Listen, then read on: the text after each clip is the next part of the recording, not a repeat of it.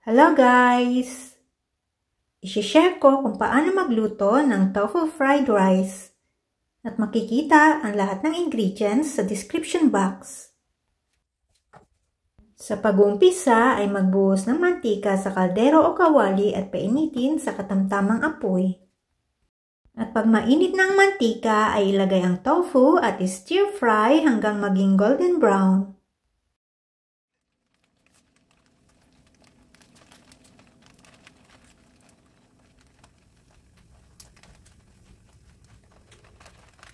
Pag golden brown na ang tofu, ay ilagay ang minced garlic at igisa hanggang maging light brown.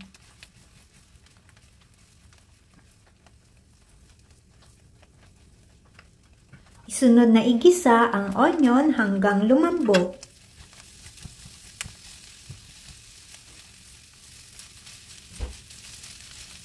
Ilagay ang spring onion at igisa ng 1 minuto.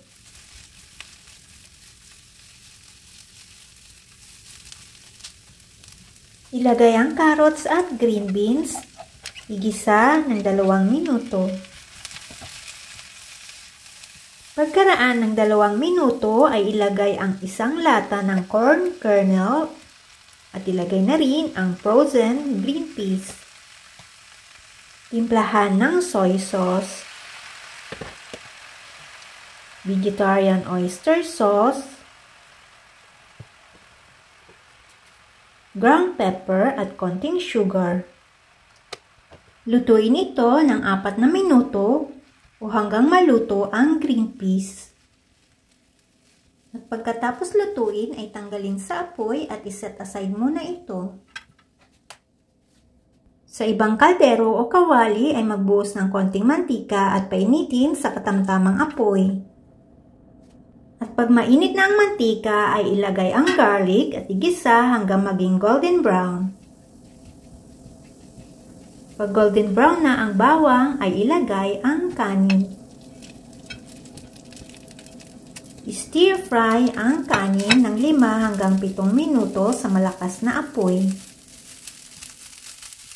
Pagkaraan ng 7 minuto ay ilagay ang cooked tofu mixture.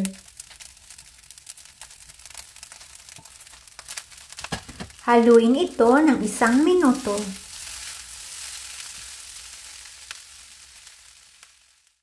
Tikman ito para alam kung magdadagdag ng soy sauce o hindi.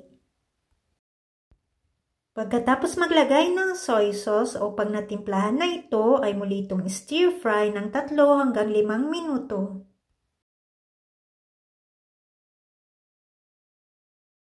Pagkaraan ng 5 minuto ay turn off ang heat, maglagay ng sesame oil at muli itong i-mix.